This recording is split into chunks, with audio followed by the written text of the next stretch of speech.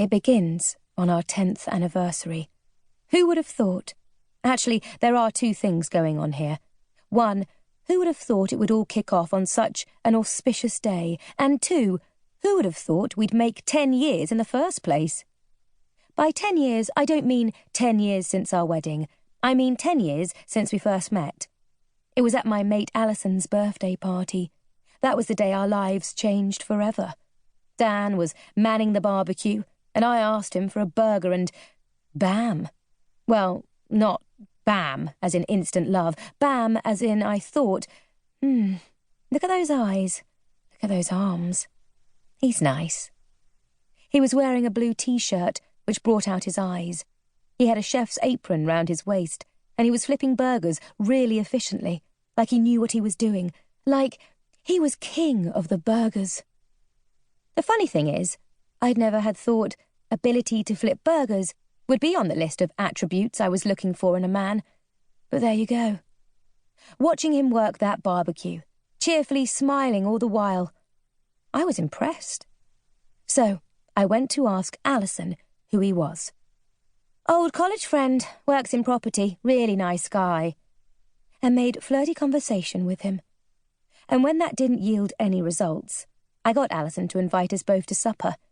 And when that didn't work, I bumped into him in the city, by accident, twice, including once in a very low-cut top, almost hooker-like, but I was getting a bit desperate.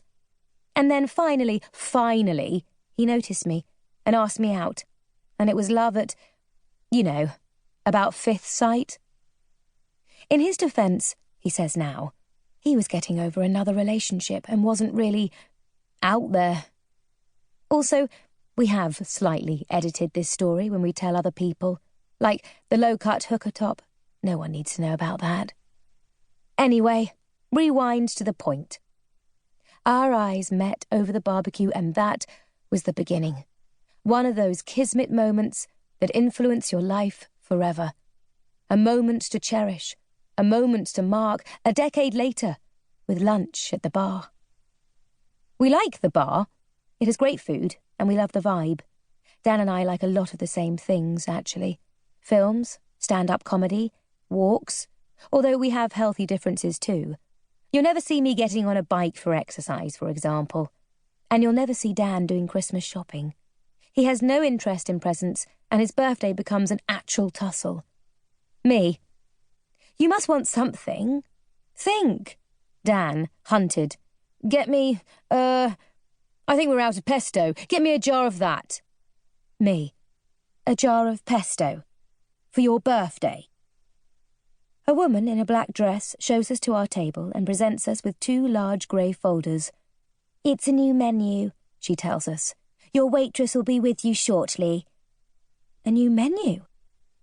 As she leaves, I look up at Dan, and I can see the unmistakable spark in his eye. Oh, really? I say teasingly. You think? Easy, he nods. Big head, I retort.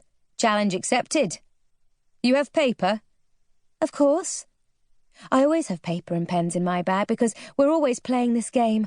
I hand him a rollerball and a page torn out of my notebook and take the same for myself. Okay, I say. Game on. The pair of us fall silent, devouring the menu with our eyes. There's both bream and turbot, which makes things tricky, but even so I know what Dan's going to order. He'll try to double bluff me, but I'll still catch him out. I know just how his mind weaves and winds. Done. Dan scribbles a few words on the page and folds it over. Done. I write my answer and fold my own paper over just as our waitress arrives at the table. Would you like to order drinks? Absolutely, and food too. I smile at her. I'd like a Negroni, then the scallops and the chicken. A gin and tonic for me, says Dan, when she's finished writing. Then the scallops also. And the bream. The waitress moves away, and we wait till she's out of earshot. Then, got you! I push my piece of paper toward Dan. Although I didn't say G&T, I thought you'd have champagne. I got everything. Slam dunk. Dan hands me his paper, and I see Negroni, scallops, chicken in his neat hand. Damn! I exclaim. I thought you'd guess langoustines. With polenta, please. He grins and refreshes my water. I know you nearly put turbot. I can't help showing off, proving how well I know him. It was between that and the bream. But you wanted the saffron fennel that came with the bream. Dan's grin widens. Got him. By the way, I add, shaking my napkin out, I spoke to... Oh, good. What did she... It's fine. Great. Dan sips his water, and I mentally tick that topic off the list. A lot of our conversations are like this. Overlapping sentences and half-thoughts and shorthand. I didn't need to spell out. I spoke to Karen, our nanny, about babysitting. He knew. It's not that we're psychic exactly, but we do tend to sense exactly what each other is going to say next. Oh, and we need to talk about my mums, he says, sipping his drink. I know. I thought we could go straight on from, yes, good idea,